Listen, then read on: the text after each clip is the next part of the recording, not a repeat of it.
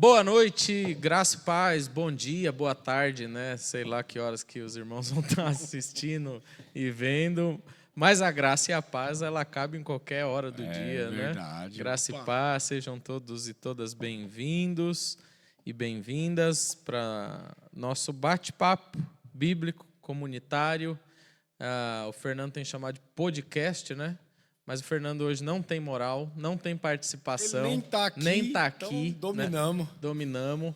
Abandonou a gente, né, Renato? Deixou a gente assim. Largou. Falou, esse texto que vocês vão meditar aí é muito raso. Pra mim, Eu não quero trabalhar com ele, não. É bem a cara dele. Não é isso? Desprezar a gente. Mas é isso. Que Deus nos abençoe. Boa noite, Renato. Boa noite. Boa noite, meus irmãos. Boa noite, minhas irmãs. A graça e a paz de Jesus. Estamos aqui para mais uma leitura comunitária. Hoje só eu e Wagner, abandonados, mas a gente pede a Deus que nos ajude, que nos dê graça. Para edificar aquele que nos ouve. Quando você for nos ouvir, que Deus possa te abençoar. E hoje a gente tem um texto legal para discutir, né? Sim, vamos lá. Vamos que vamos. O Evangelho de Marcos tem sido legal fazer a leitura do jeito que nós estamos fazendo, gravando, né? Dando uma pincelada no texto aqui, às terças-feiras, e depois às quintas, aí literalmente de forma comunitária, com os irmãos e as irmãs aqui na nossa igreja, a gente lê novamente e amplia um pouco mais a reflexão. Engraçado como depois amplia mesmo, né? Vixe. A contribuição dos irmãos também faz com que a gente entre por caminhos assim, que aqui a gente meio que tem um norte, né? Mas na quinta-feira ali, tete a tete. Perguntas, né? Legal. Muda bastante o caminho. Muito bem, o Fernando hoje não está com a gente brincou. Ele está num outro trabalho, está fazendo um outro serviço aí hoje. Que Deus abençoe ele. Diz que vai aparecer por aqui. Vamos ver se vai, né? Vamos ver se vai dar tempo para ele aparecer aí. Se aparecer, ele vem aqui dar um oi. E vamos orar. Depois a gente vai para o texto do Evangelho de Marcos. A gente ainda está no capítulo 3, mas a gente encerra ele hoje. Opa. Vamos orar, mano. Vamos orar. Deus bendito, em nome de Jesus, te bendizemos pelo privilégio que o Senhor nos concede de estar aqui hoje para uma leitura comunitária. Que o Senhor nos ajude, nos dê graça. E agradecemos pela vida, pela saúde, pelo teu cuidado, pelo teu infinito amor com o qual nos amou. Que o Senhor continue conosco, Senhor, ajudando aqueles que nos ouvem posteriormente. Que a graça de Jesus seja derramada sobre todos, Pai, de igual modo. E pedimos que o texto bíblico possa fazer com que nós venhamos ser capazes de entender e aplicá-lo, a fim de que edifique a todos, Pai, para a glória do Teu nome. Amém. Amém, amém. Vamos introduzir os irmãos que nos acompanham no texto que nós trabalhamos na última semana, né? Para depois a gente dar início aqui à leitura e à explanação do versículo 20 em diante. Mas antes desse trecho do Evangelho, nós então falamos daquela multidão que seguiu Jesus após o milagre, né, do homem da mão atrofiada, ressequida. E uma multidão então seguiu Jesus, e nessa multidão que o seguia veio gente dos gentios, veio dos judeus, porque todos estavam atrás de milagres. E nós falamos então um pouco sobre isso, sobre Jesus ter curado a muitos, né? Sobre ele ter usado ali junto a essa multidão o título do Filho de Deus, e também ter dado ordens severas aos espíritos que queriam antecipar o ministério de Jesus, né? Mandando calar a boca. Mandou severamente eles ficarem quietos, né? Verdade. E na sequência do texto, Jesus então chama os 12 apóstolos, e a gente enfatizou a questão de estar junto com Jesus, né? Como sendo primordial para para pregar o evangelho, porque o texto vai dizer que ele escolheu 12, designando-os para apóstolos, para que estivessem com ele, para que os enviasse a pregar e lhe dando autoridade sobre os espíritos imundos. Então, a gente enfatizou estar com Jesus. Na vida é importante estar com Jesus, caminhar com Jesus, verdade, ouvir Jesus. E a gente viu que Jesus chamou assim 12 diversos, né? 12 diferentes, 12 pessoas assim com suas particularidades, e colocou ali naquele colégio apostólico. Tem oposições, né? Posições ideológicas, políticas diferentes. Sim. Mas debaixo do guarda-chuva do reino de Deus, isso não é motivo de separação. Jesus deixa isso claro no chamamento dos 12. Verdade. Pode ser zelote, pode ser publicano, mas debaixo do reino de Deus, as diferenças ideológicas não nos separam do amor de Deus. Amém. Simples assim. E aí a gente chega no texto de hoje para a nossa reflexão. É uma leitura um pouquinho extensa, porque a maioria das Bíblias, eu acho que a sua também é assim, né, Renato? Vai estar dividida em 2 perícopes. Sim. Só que os textos se complementam, né? Vão falar aí da família de Jesus, né? Da mãe de Jesus. O Evangelho de Marcos tem muita preocupação com Maria, não. Cita ela aqui, cita acho que no capítulo 6 e acabou. O Evangelho que dá mais ênfase ao ministério de Maria, a vida de Maria, é o de João. Acho que o de João fala com mais detalhes. Mas esse texto aqui do capítulo 3, do versículo 20 até o 35, eles estão interligados e tem algumas coisas para a gente refletir. Sim, né, mano? Legal. Vamos ler? Vamos ler agora. Então. Aí depois a gente começa a nossa reflexão. Capítulo 3, versículo 20. Então Jesus entrou numa casa e novamente reuniu-se ali uma multidão, de modo que ele e os seus discípulos não conseguiam nem comer. Quando seus familiares ouviram falar disso, saíram para trazê-lo à força, pois diziam: ele está fora de si. E os mestres da lei, que haviam descido de Jerusalém, diziam: ele está com Belzebu, pelo príncipe dos demônios é que ele expulsa demônios. Então Jesus os chamou e lhes falou por parábolas: como pode Satanás expulsar Satanás? Se um reino estiver dividido contra si mesmo, não poderá subsistir. Se uma casa estiver dividida contra si mesma, também não poderá subsistir. E se Satanás se opuser a si mesmo e estiver dividido, não poderá subsistir. Chegou o seu fim. De fato, ninguém pode entrar na casa do homem forte e levar dali os seus bens sem que antes o amarre. Só então poderá roubar a casa dele. Eu lhes asseguro que todos os pecados e blasfêmias dos homens lhes serão perdoados. Mas quem blasfemar contra o Espírito Santo nunca terá perdão. É culpado de pecado eterno.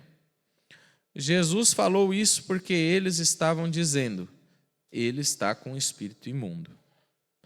Então chegaram a mãe e os irmãos de Jesus, ficando do lado de fora, mandaram alguém chamá-lo. Havia muita gente assentada ao seu redor e lhe disseram: tua mãe e teus irmãos estão lá fora e te procuram. Quem é a minha mãe e quem são meus irmãos? Perguntou ele. Então olhou para os que estavam assentados ao seu redor e disse: aqui estão minha mãe e meus irmãos. Quem faz a vontade de Deus, este é meu irmão, minha irmã e minha mãe. Bravo, Jesus, hein? Jesus é...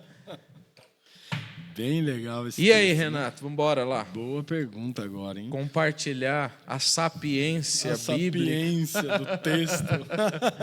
Bora.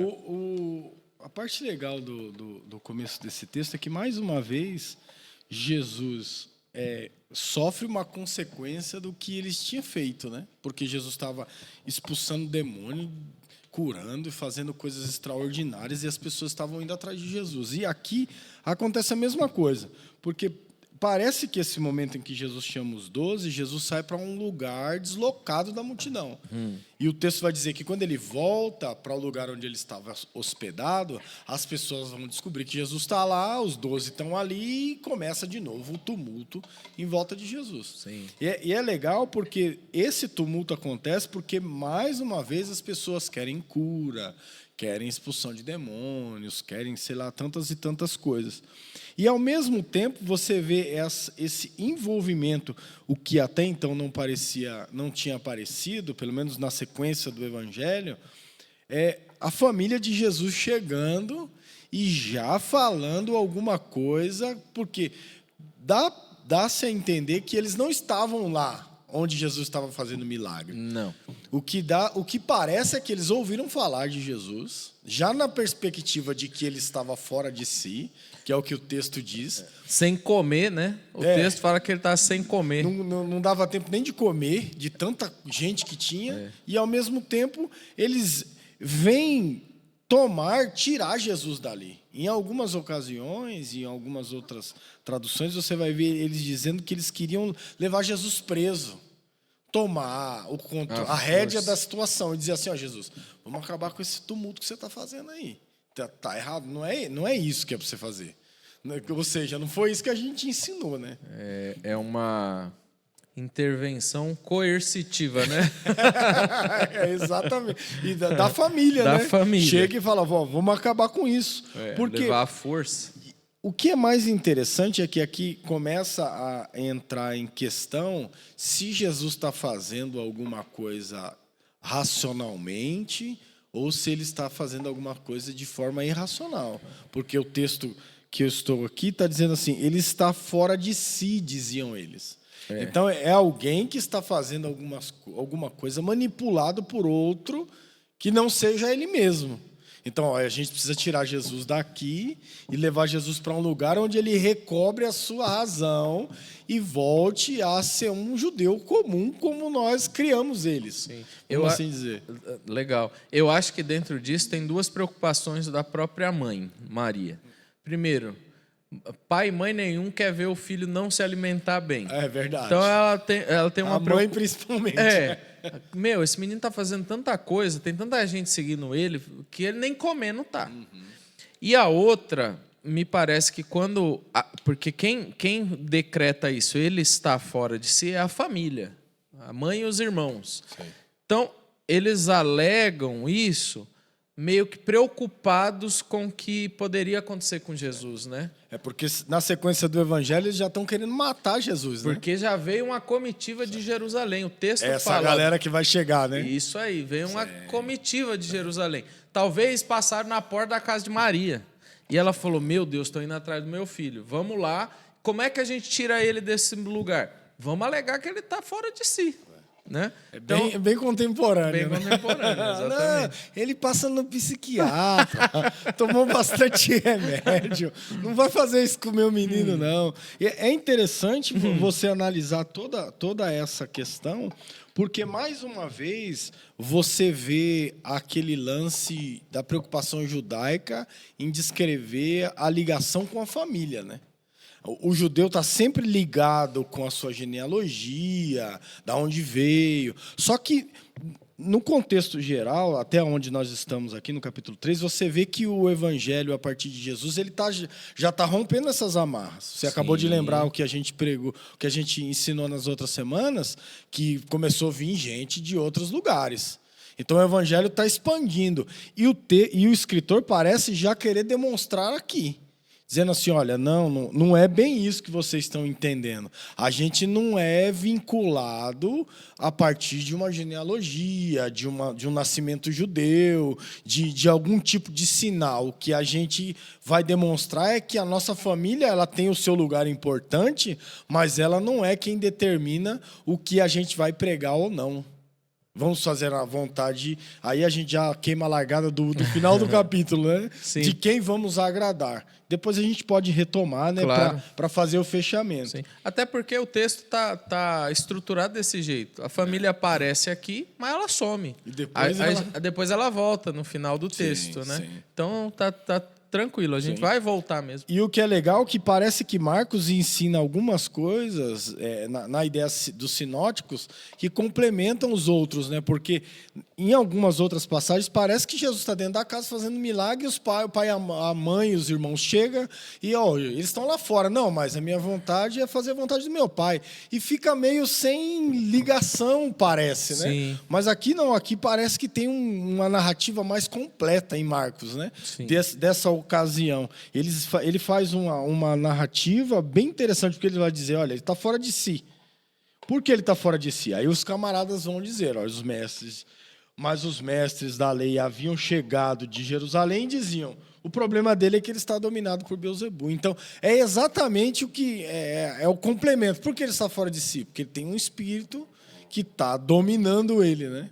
Então, essa percepção já é a mesma ideia que a família quer fazer. A família quer tirar ele do holofote para fazer a ideia do exorcismo judaico. A gente isola o camarada e vai fazendo as nossas práticas rituais para ver se o menino volta para si. Então, é bem legal toda essa ideia por trás do texto, né? Sim. E eu acho legal essa coisa também de perceber a galera que está vindo de Jerusalém, porque eu acho que aquele comentário da esperança, que a gente compartilhou lá no nosso grupo, ele fala que a cidade de Cafarnaum, onde Jesus está, ela é distante de Jerusalém. Aquele dia você falou no mapa, e diz que essa distância de Jerusalém faz com que eles tenham uma facilidade de romper com as ideias de Jerusalém. E, às vezes, até criar ideias e pensamentos diferentes. Então, essa proposta de novo movimento, de um novo surgimento a partir de Jesus e entre outros líderes religiosos anteriores a Jesus, não é novo.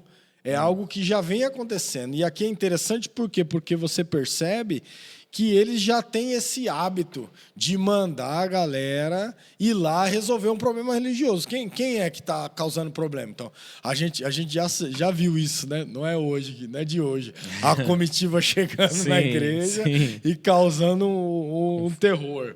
Então, quando eles chegam, eles já vêm para resolver um problema e eles já vêm com uma lógica dizendo assim, olha, esse camarada está possesso por Beelzebul. E essa questão ela é interessantíssima porque você vê que eles não vêm perguntar o que é que está acontecendo. Não chama Jesus para uma conversa, né? Eles já têm informações, né? Eles já sabem que Jesus é um curandeiro. Eles já sabem que Jesus é um operador de milagres. Então, como é que a gente desabona esse ministério? Como é que a gente vai juntando informações? Porque eles já tinham curado no sábado. Eles já tinham essa informação. Aí agora eles precisam aumentar os argumentos, aumentar as provas do crime, entre aspas, né? Parece que essa narrativa se junta com o começo do capítulo 3, né? Exato. A gente cria um sistema para pegar Jesus, não consegue. Então, qual que é o novo sistema que a gente vai arrumar para quebrar Jesus de novo? Isso aí. Então, agora é espírito imundo. Agora a gente descobriu. Sim. A gente teve a revelação de Yahvé, que ele trabalha por Beelzebul, né? Meu Deus. É o que os religiosos de Jerusalém vêm denunciar, entre aspas, o ministério de Jesus. E essa ideia ela é legal porque ela tem algumas coisas por trás. Ela tem tanto aquela lógica de que o conhecimento de expulsão de demônios vem a partir daquela ideia do exorcista, que dá conhecimento para as pessoas exorcizar. Sim. E tem tanto o conhecimento de dizer assim, olha, ele é o príncipe dos demônios, então ele manda nos demônios, né? Então, eles criam uma narrativa dentro do imaginário popular do cristianismo primitivo para as pessoas caírem na lógica. Ou seja, ele tem um demônio mais poderoso que possuiu ele, que está expelindo os demoninhos que estão aqui dentro da nossa região. Ele está com Beelzebu, né? Eles não falaram ele é, mas ele está com, né? Por isso ele está com o príncipe dos demônios. Sim. Então é ele que manda na capetada toda. Sim. E essa é a lógica da possessão de estar fora de si, né? Ou seja, ele não sabe nem o que ele está fazendo. Então eles tiram a possibilidade até da sabedoria das palavras de Jesus, sim, do que ele tinha ensinado até agora. Porque se ele está fora de si, ele desabona aquilo que a gente estava falando lá de Daquê, dos ensinos de Jesus, das estruturações do seu ensinamento, do embasamento da lei. Ele não está só dizendo ele não sabe o que está falando. Ele está desabonando tudo que Jesus tinha feito. Não só milagres e curas, mas os ensinamentos que modificavam odre novo em vinho novo. Sim. E toda essa coisa que Jesus está construindo, eles desabonaram tudo nessa fala aqui. Ó. Exato. Porque para a religiosidade da época, judaica ou não, a pessoa estar fora de si, a pessoa tem uma questão de saúde mental, por exemplo. Sim. Isso não era escopo daquela época. Não. Então, qualquer problema de epilepsia, qualquer problema de saúde nesse campo da saúde mental aí, é demônio. É demônio. Então, a gente consegue desabonar muito fácil tudo o que ele está fazendo, sim, se de fato ele estiver fora de si. Se de fato ele estiver operando milagres por meio do príncipe dos demônios, por Beelzebu. E aí, o príncipe dos demônios tem muita coisa, né, Renato? A gente fora do ar aqui, né? É verdade. O Renato estava falando algumas coisas sobre a figura do Beelzebu dentro do imaginário popular e dentro da religião judaica, né? A ideia do Beelzebu, para alguns estudiosos, eles estão dizendo que ele começou inicialmente aí lá com a ideia do Baal. Então era um camarada chamado Baal-Zebu. Mas aí era um deus dos filisteus. Então, sim, a partir daí, ele estava dentro de um opositor a Satanás. Sim. Mas com o passar do tempo, os escritores vão começar a se referir a ele como o deus das moscas, né? E a ideia das moscas ela é interessante porque é uma ideia de adorar um deus que tem controle sobre esse tipo de inseto. Então, a gente tem uma peste de inseto, a gente ora para o tal do Baal-Zebu para ele mandar as moscas embora. Com o passar do tempo, ele ganha a conotação de esterco também, de um deus do esterco. Então, todas as vezes que você vê alguém se referindo a Jesus, dizendo assim, olha, ele está com o espírito de Baal-Zebu, ele está fazendo uma crítica ao movimento social que Jesus está fazendo. Ele está dizendo assim, olha, vocês são moscas em volta de um esterco, né? Do Beelzebu. É o Beelzebu que está encarnado em Jesus. Está incorporado em Jesus. E vocês estão em volta de um esterco. Você vê que a proposta desses religiosos é fazer com que tudo isso seja desacreditado. Não só Jesus, mas as pessoas que estão em volta de Jesus, de uma forma tão grande que chega a um extremo de dizer assim, vocês são como, na nossa expressão mais chula, como bosta, né? A verdade é essa, assim, esterco. E vocês que estão em volta de Jesus, vocês também estão sendo levados para um esterco. Sim. O que está atraindo vocês é algo tão podre que pode ser comparado à merda. Então, essa crítica, ela é uma crítica muito pesada. Muito. Eu acho que é pior do que dizer que tem demônio. Sim, você estava falando, eu estava pensando aqui, olha a força, olha a potência do exemplo que a religião traz sobre o papel de Jesus e os seguidores de Jesus no seu contexto. É uma esculachada. Exatamente, é um esculacho, é menosprezar mesmo, é mais uma vez, né? A gente agora olhando daqui para lá enxergar mais uma vez a religião sem Deus, sem Jesus, a religiosidade matando, menosprezando, excluindo, né? E parece que eles vêm para terminar de jogar a coisa fora, porque os caras estão doentes, né? Quem está indo atrás de Jesus são pessoas que estão com Doente. problema, doente, procurando o amor de Deus, sendo curado, recebendo o amor de Deus. E o cara está dizendo assim, não, vocês não são merecedor disso. E ele está expulsando ainda porque vocês têm uns capetinhos, ele é o capetão. Mais ou menos isso. É sempre o outro é o diabo. Exatamente. Tem um livro de um sociólogo, Ivo Oro. É difícil até de achar, você não acha nem mais no estante virtual. Já procurei, já deixei lá para tentar comprar, que é o outro é o diabo. É uma análise sociológica a partir dos textos bíblicos, Que legal. que sempre o outro é o diabo. Sim. E a religião tem esse poder de querer dizer que os outros é o diabo, que o outro é o capeta. No caso aqui de Jesus, a religião estava fazendo isso com o próprio Jesus, né? Por isso que vem a explicação de Jesus na sequência do texto. A né? sequência ela é interessante. Mas antes da gente ir para a sequência, eu queria enfocar muito essa questão de perceber o quanto a religião quer cada vez mais jogar esse tipo de pessoa que, na concepção deles, não são aceitos na religião que eles estão seguindo, para cada vez mais longe deles. Porque, de alguma medida, esse movimento de Jesus ele estava causando algum tipo de burbúrio e reboliço dentro das sinagogas.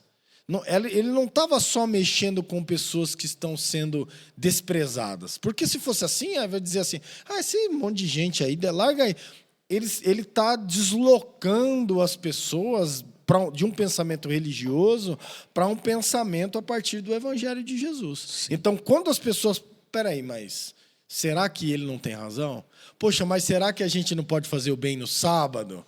Poxa, mas será que não é melhor a gente pegar a coisa nova e colocar dentro de odres novos e essa forma de entendimento não já está ultrapassada? Então, Jesus está trazendo uma coisa nova que está deslocando a forma engessada do farisaísmo, dos escribas e desse movimento judaico. Então, quando eles chegam para tentar destruir Jesus mesmo. Sim. E desmoralizar. Acabar com esse movimento que ele está fazendo, de forma esvaziar radical, né? a sinagoga e encher as casas e as ruas. Né? Exatamente. Ele desloca a habitação de Deus, vamos dizer assim, da sinagoga para as casas, para as ruas e para as pessoas, né?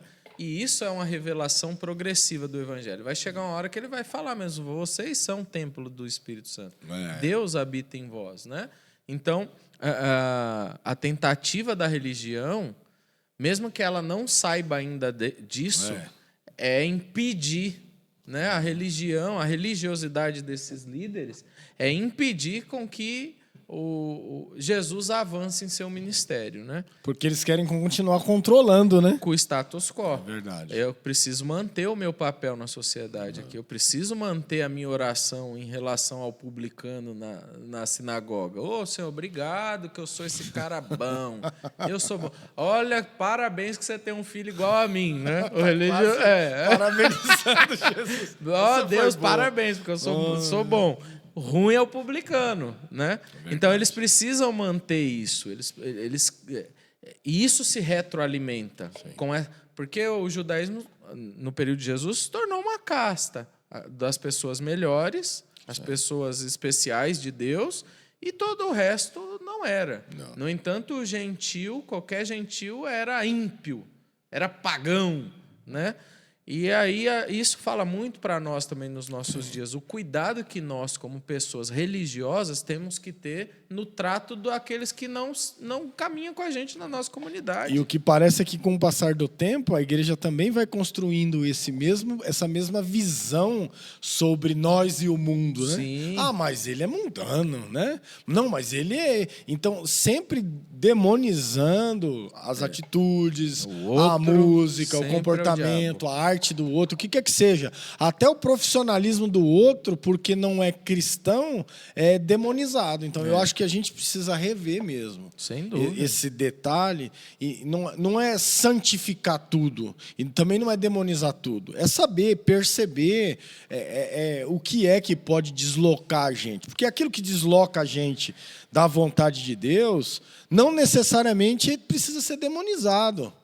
Não necessariamente precisa dizer que foi o demônio, mas pode ser alguma coisa que só me distanciou de Deus e eu preciso perceber e dizer assim, não, eu preciso voltar. E que não foi influência do capeta, foi uma minha escolha própria minha. vontade. O Fernando pregou sobre isso domingo. Ele falou das nossas escolhas em um momento da mensagem, daquilo que a gente quer, daquilo que a gente tem desejo, daquilo. Então, a gente tem as nossas escolhas, a gente faz as nossas escolhas. Isso é verdade. Muito bom, legal. E aí, acho que agora a gente 23. pode avançar um pouco aqui. 23. Então, Jesus os chamou e lhes falou por parábolas. Como pode Satanás expulsar Satanás? Aí vem as três condicionantes. Se você olhar, vai ter sempre um se. Né? Versículo 24 tem um si, versículo 25 tem um si, o versículo 26 tem um si. Jesus vai falar assim, se um reino estiver dividido contra si mesmo, não poderá subsistir. Se uma casa estiver dividida contra si mesma, também não poderá subsistir. E se Satanás se opuser a si mesmo e estiver dividido, não poderá subsistir. Chegou o seu fim. Então, Jesus responde com 3 si. Onde há divisão, não tem como crescer, não tem crescimento. E Jesus está falando, mesmo no reino de Satanás, não há essa burrice. Porque é uma burrice. É verdade. Ele usa os exemplos aqui, né? Um reino dividido. Imagina o rei que briga com o príncipe que derrotar o rei. Dividiu, não subsiste, dividiu o reino. Uma casa, um marido e uma mulher dentro de casa que só quebra o pau, esquece, não vai subsistir esse casamento. E aí ele vai para aquilo que envolve reino de Deus e reino das trevas. Aí ele fala, e se Satanás se opuser a si mesmo e estiver dividido, não poderá realizar qualquer coisa. Fazer nada. É o seu fim. Então, toda organização, toda igreja, toda religião, tudo aquilo que é uma instituição que se subdivide, que briga entre si, não tem como prosperar. Jesus é objetivo em desestruturar, em contra-argumentar os argumentos dos religiosos dentro da lógica deles. A lógica deles é, não, ele expulsa o demônio porque ele usa o príncipe, ele está assim, com Beelzebu. Aí Jesus fala, mas meu Deus, né? Ele orando, meu Deus. Como é que pode essa lógica? Estão na brisa. Eles estão tão cegos que para desabonar a minha vida, o meu ministério, a minha caminhada com os discípulos, eles já me chamaram de Deus das moscas, que todo mundo é mosca. Eles estão nivelando a gente no solo, no chão, no barro, na terra, né? Nas fezes. Eles estão apelando tanto e não observa que o argumento é frágil. É um argumento que divide aquilo que eles estão querendo explorar. É muito legal porque Jesus a narrativa coloca Jesus numa situação tão interessante que os caras vêm para destruir Jesus e Jesus fala assim, não, mas peraí, vamos pensar aqui, né? Vamos fazer umas perguntas aqui, vamos analisar. O texto usa até a ideia da parábola, né? Que Jesus vai contar uma história para que a gente reflita sobre ela e aí cada um tira a sua conclusão. É bem legal porque Jesus, diferente deles, Jesus não chega dando carteirada, né? Jesus poderia dizer, demônios são vocês, já logo rasgado. Não, Jesus, Olha, eu vou falar que se ele falar assim, sai, ia cair uns 10 ali, viu, bicho? Sem fazer tumulto. Sem fazer tumulto. Sai um atrás do outro aí. Atrás do outro aí. Em fila. E é bem legal porque ele faz isso. E a ideia de Jesus no contra-argumento é interessante porque ele deixa os ouvintes pensarem. Opa. Jesus não está chegando e nomeando ninguém de nada. Jesus está dizendo eles, assim, né? exatamente. Seu Beelzebu. Você está com um demônio. Não, ele fala assim, mas espera aí, gente, vamos pensar. Se isso acontecer aonde isso vai chegar? Não é? E é muito interessante, porque na contrapartida você consegue enxergar Jesus dando uma inversão para eles mesmos, dizendo assim, olha, peraí, mas vocês estão dizendo que a gente expulsa em nome de Beelzebu? Se Satanás luta contra Satanás, ele não prospera. Ou seja, nós temos um reino dividido. E aí o judaísmo é fragmentado. Totalmente fragmentado. Sim. Temos essênios, temos alguma coisa nos herodianos, nós temos os fariseus e os escribas que são... Mas eles não concordam em tudo. Tem os zelotes. Isso, nós estamos aí uma bagunça. E ele está dizendo assim, olha, um reino dividido não prospera. Então, vocês precisam perceber que, na verdade, Jesus está dizendo para eles, se vocês se unirem, vocês vão prosperar. Mas vocês estão totalmente divididos. Por quê? Porque vocês não podem um lutar contra o outro. Não, ou seja, ou vocês não fazem parte do mesmo reino, né? Ou cada um é um reino lutando contra si mesmo, contra os outros, ou então vocês estão achando que são do mesmo reino e não são. Que é o que ele está dizendo. Ó, Satanás não vai lutar contra ele mesmo. Satanás não é tonto. Porque a oposição, a ideia do diabo é essa oposição. Sim, então, ele não vai se auto-opor.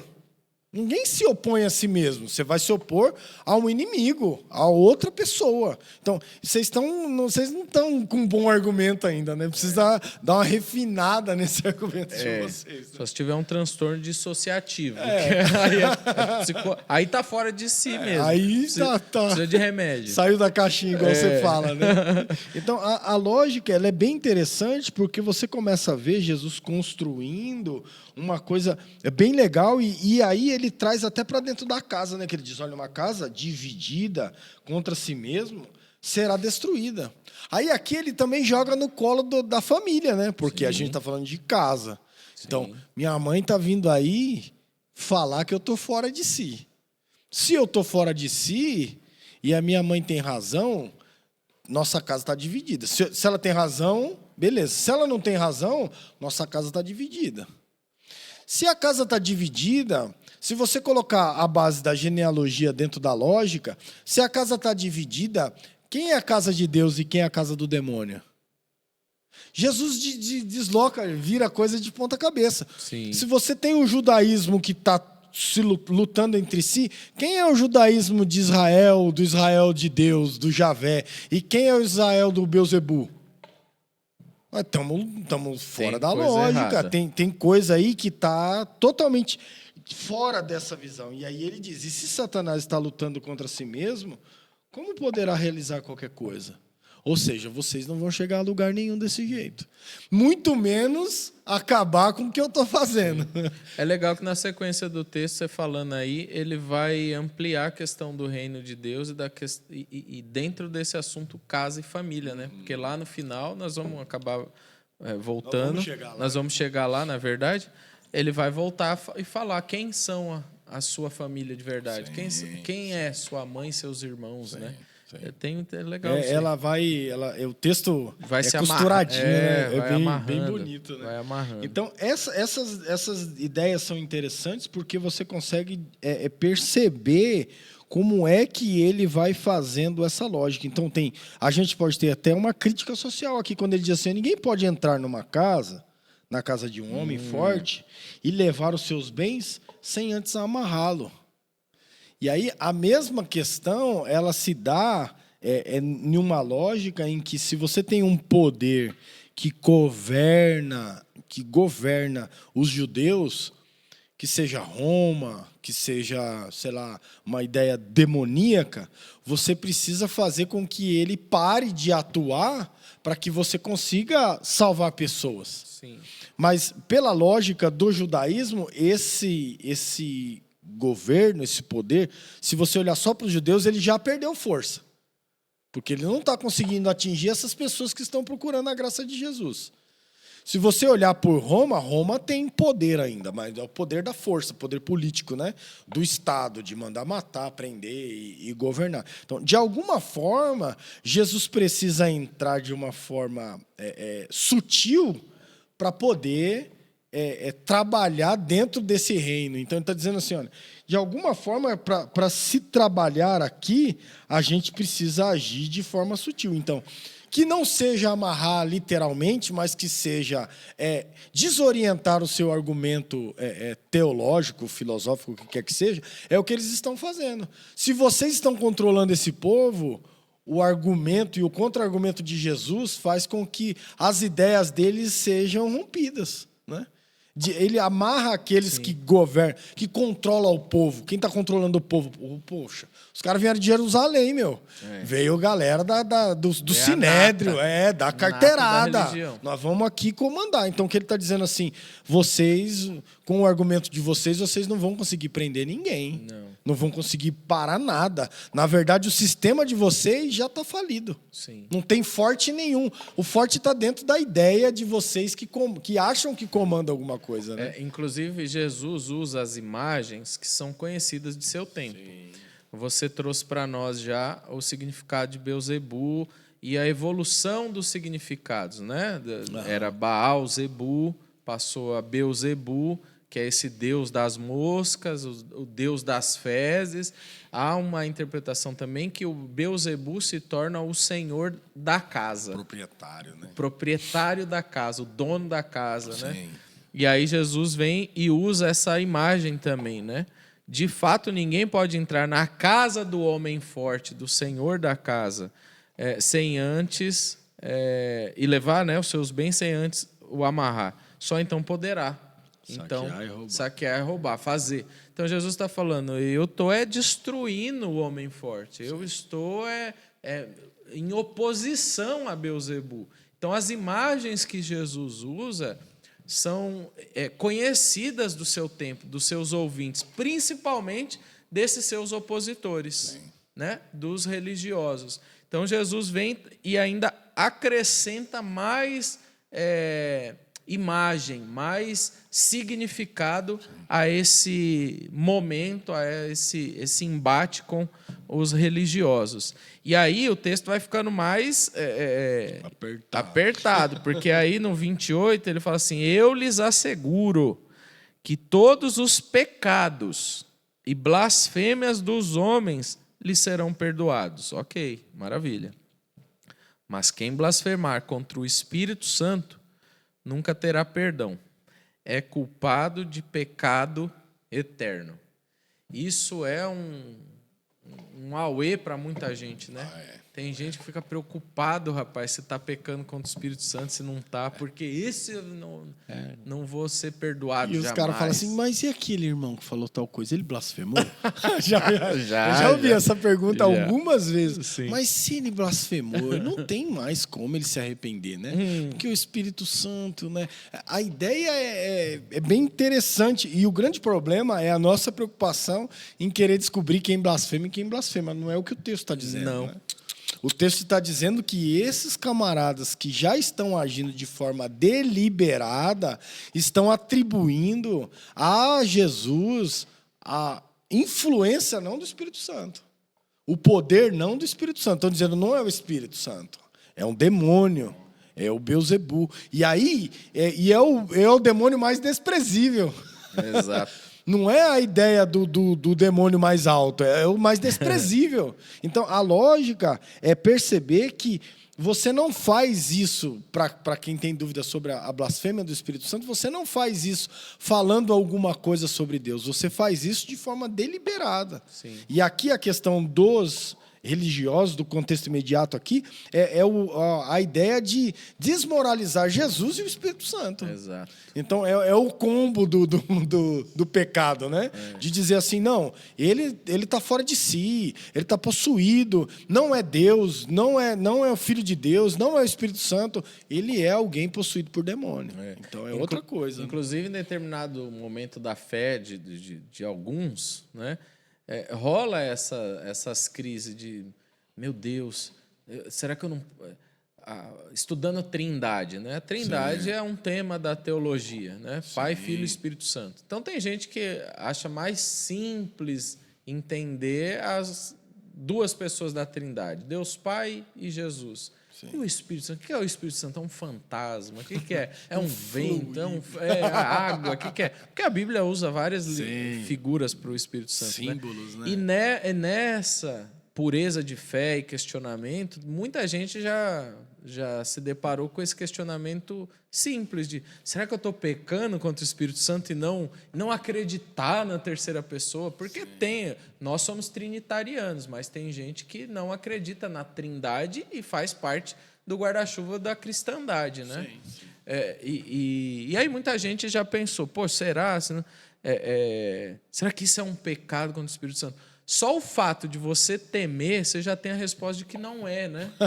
Não é, eu estou temendo, eu estou com tanto medo disso, né? Com temor. Não é isso, né? O texto não fala disso. E a teologia sistemática, a teologia sistemática acerta em muita coisa. É que ela é bem quadradinha e a gente meio que não bate continência para tudo que ela ensina e fala, né? Aliás, teologia sistemática é uma matéria dentro do estudo da teologia, né? Que sistematiza, né? Exato. Faz os textos. Vai estudar o Pai, vai estudar o Filho, vai estudar o Espírito Santo, vai estudar a Trindade, vai estudar a salvação, vai estudar o batismo. Ela junta os textos que falam, então por isso que é uma teologia sistematizada. Mas nesse ponto ela acertou quando ela diz assim: o que é o pecado contra o Espírito Santo? É atribuir uma obra divina ao capeta. Pronto. Uma ótima definição. Ela acertou. E Jesus, e aí no caso aqui, o evangelista, o Marcos aqui, ele conclui no versículo 30 dizendo: Jesus falou isso tudo aí, ó. Jesus falou tudo isso para todo mundo que estava ali ouvindo, tanto os que estavam buscando cura quanto os religiosos, porque eles estavam dizendo o seguinte: ele está com o espírito imundo. Tudo isso que a gente explanou, tudo isso que Jesus falou, que certamente não foi só isso compiladinho, deve ter tido uma conversa longa. Religioso não está disposto a ouvir, meu amigo. Não. Imagina como esses caras vieram armados. Imagina o quanto que teve de diálogo ali, de conversa, né? Inclusive, na sequência aqui, Jesus vai contar a parábola do semeador, e um dos avisos aos ouvintes é o seguinte: ouça, porque religioso não ouve. De jeito nenhum. Eles já têm as respostas. É verdade. Então, Jesus usou tudo isso. O Marcos vai dizer que é simplesmente porque os caras estavam dizendo que ele tem espírito imundo. Então, ele contou tudo isso para dizer: não tem. Não tem. O espírito que está em mim é o Espírito Santo. E olha que legal. Os caras saem de cena. Não tem réplica, não tem tréplica, não tem resposta. Acabou. O argumento deles caiu por terra. Cadê os religiosos depois aqui? Né? Nessa cena, nesse lugar, nessa casa, sumiu. Sim. Porque quando Marcos termina dizendo: Jesus falou isso porque eles estavam dizendo que ele tem espírito imundo, o texto fala: então chegou a mãe, os irmãos. Sim. Né? Os caras ficaram sem argumento. Ele saiu, mas o que é legal aqui, ó, é você ver exatamente o que a religião faz a partir de uma lógica excludente. Porque ela diz assim: olha, nós somos os puros e eles são os impuros. Por que eles são impuros? Porque ele tem um espírito imundo. Então, essa perspectiva de imundície, ela está sempre atrelada à maldição, àquele camarada que pecou e por isso está sendo punido. Ele está sempre atrelado na religião que vem segregando e marginalizando as pessoas numa perspectiva de dizer assim: esse daqui não mereceu a graça divina. Esse daqui ele não foi alvo da misericórdia divina. Por quê? Porque ele é um publicano, porque ele não é judeu, porque ele adorou Beelzebu, então, de alguma forma, a religião ela trata essa ideia de nós somos os purificados ou os puros e as pessoas são impuras. E aí, em qualquer outra lógica. Por quê? Porque é quem tem o acesso à questão, a isso ou aquilo, quem pode estar com a gente e quem não pode. Isso socialmente a gente tem de diversas formas. O camarada que tem condição, da classe A, B, C, D, a gente tem essas chama estratificação social. Então você tem os que são aceitos em determinados lugares e os que não são. Sim. E a igreja ela só replica isso. Mas ela replica isso dando uma justificativa para dizer assim, olha, esses camaradas aí que estão com Jesus, eles não podem estar com a gente. Nós estamos aqui para invalidar esse movimento de Jesus e dizer, não é de Deus, não vem do Espírito Santo, não são puros, pelo contrário. Eles têm demônio e eles são impuros e eles não têm comunhão com a gente. Porque a lógica e algumas ideias é sempre assim, poxa, mas é um novo rabino, né? É uma nova interpretação da lei, a gente vai abraçar esse novo ramo do judaísmo que está surgindo a partir de Jesus e coisa desse tipo. Não, nós viemos aqui para dizer não. Não é. Não é isso. Não é isso. Então, essa é uma lógica totalmente equivocada da religião. Sim. E a gente precisa sempre observar isso para perceber se, às vezes, a gente não está reproduzindo, né? Com o passar do tempo, isso. Porque tem muitos argumentos da religião e da religião cristã, hoje, e não só aqui do tempo de Jesus, que facilmente nos envolve, nos engana, nos engoda. No entanto, aqui a família de Jesus, mãe e irmãos, eles estão quase que sucumbindo à ideia. Sim. Eles estão querendo tirar Jesus do ministério dele, daquilo que ele foi chamado a fazer, né? O Evangelho de Marcos não vai trazer tanta informação, mas Maria estava ciente desde sempre, desde o seu nascimento, de quem era Jesus, desde o menininho de 12 anos na porta do templo dando aula. Não está em Marcos, mas está na história de Jesus, está na vida de Jesus, está nos sinóticos, exatamente.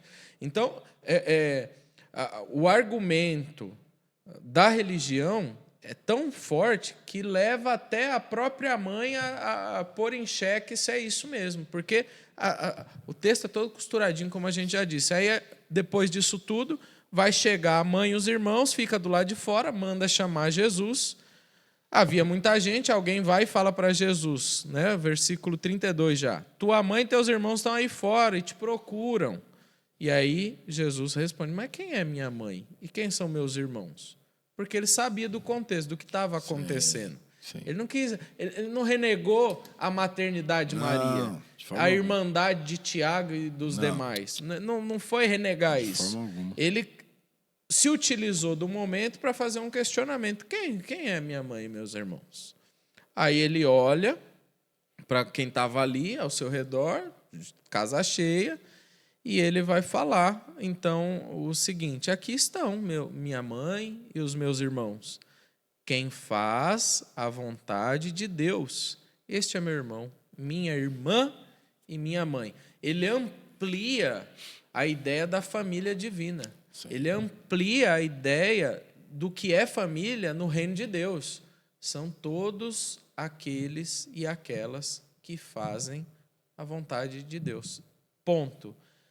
Ele enfatiza, eu continuo fazendo a vontade de Deus. Esses aí estão querendo colocar uma outra imagem do que eu sou na cabeça de vocês, com argumentos baixos, chulos, sim, mas sem fundamentação. Eu continuo fazendo a vontade do Pai. E aqueles que fazem a vontade do Pai, estes são a minha família. É isso que Jesus traz para nós, né? Eu sempre consigo enxergar algum pedacinho de uma ideia posterior do texto, porque você tem um cristianismo nascente e você tem um radicalismo muito pesado das pessoas expulsando filhos e parentes de dentro de casa e dizendo assim, já que você aceitou o cristianismo, você não é meu filho mais. Hasta la vista, baby. Pode ir embora. Então, o que ele está dizendo é que entre a vontade de Deus e a vontade da minha família, eu vou fazer a vontade de Deus. E outra, se você foi renegado pela sua família, se a sua família quer que você deixe de fazer a vontade de Deus, nós aqui que fazemos a vontade de Deus somos a sua família a partir de agora. Sim. Então, a ideia do vínculo fraternal entre os cristãos que vão se chegando no cristianismo aqui um pouco mais posterior, você começa a perceber que recebem essa acolhida, né? Recebe esse lugar onde, olha, se a família te renegou, vem, você faz parte da família de Deus aqui, né? Porque chamamos Deus de Pai. Então, a lógica é tão interessante que você vê que, mais uma vez, uma ideia de um evangelho acolhedor. Nessas palavras aqui de dizer assim, olha, já nós não vamos obedecer a ideia genealógica para ser aceito na vontade de Deus. A vontade de Deus é que nós façamos o que lhe agrada. E não que a gente atribua imundícia às pessoas. Então, a lógica ela é subversiva, né? Ela é totalmente... ela quebra o vínculo da religião, porque Jesus não está dizendo assim, quem faz parte da minha família são os puros. Não, Jesus está dizendo isso. Está dizendo não. Quem está fazendo a vontade do meu Pai aqui? É quem está aqui ao meu redor? É quem está andando comigo na beira da praia, em Cafarnaum? É quem está atravessando o mar de um lado para o outro, me seguindo? Então tá bom, esses são os que fazem parte da minha família. A vontade do Pai. É bem legal, né? Muito bom, mano. A mudança, né? Legal. Do texto, e né? os religiosos ficaram em segundo plano já. Já era. Saiu da cena. Já saiu. Por quê? Porque ele resume, ele fala, o que importa é fazer a vontade do Pai. É esse. E depois os evangelhos vão acrescentar muito mais coisas. Deus está à procura dos verdadeiros adoradores, que o adoram em espírito e em verdade. São esses que o Pai o procura, né?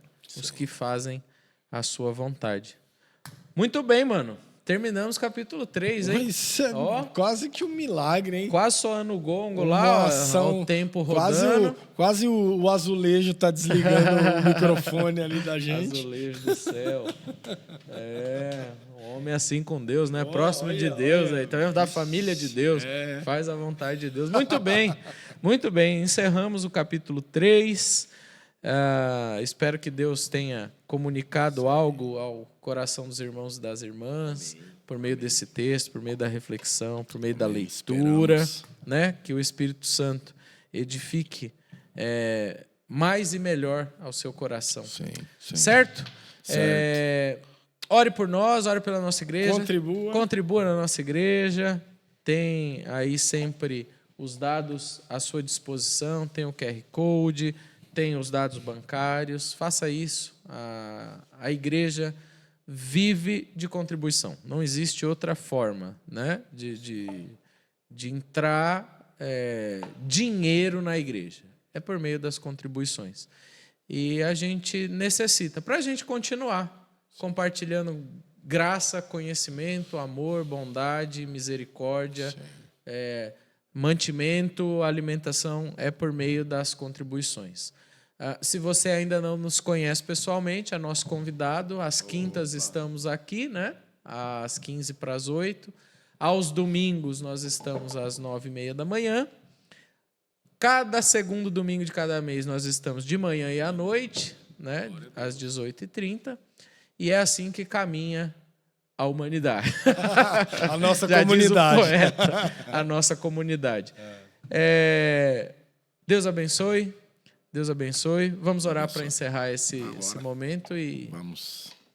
E é isso. Pai, oramos a Ti, por meio de Cristo Jesus, agradecidos por Tua boa palavra, agradecidos pelo Espírito Santo, agradecidos por Jesus, Deus. Muito obrigado. Pedimos a Tua bênção sobre nós, sobre a nossa igreja, sobre as famílias da Tua igreja. Pedimos a Tua bênção sobre todos aqueles e aquelas que nos acompanham nessa leitura comunitária. Que a bênção do Senhor seja sobre os meus irmãos e irmãs. Pedimos isso e já te agradecemos no nome de Jesus. Amém e amém. Amém. Deus abençoe, meus tchau, irmãos. tchau. Tchau, tchau.